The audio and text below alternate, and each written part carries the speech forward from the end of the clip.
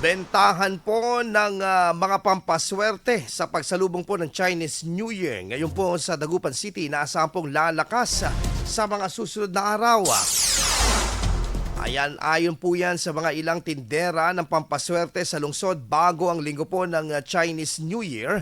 May mga umorder na po sa kanila daw ng mga lucky charms at Chinese figures.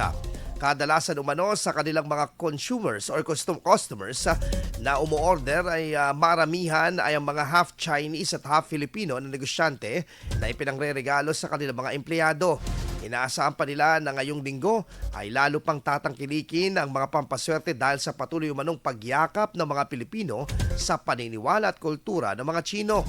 Paalala naman ng mga feng shui expert na ang mga pampaswerte bagay ay gabay lamang sa buhay at mas mainam pa rin ang panalangin at pagsisikap.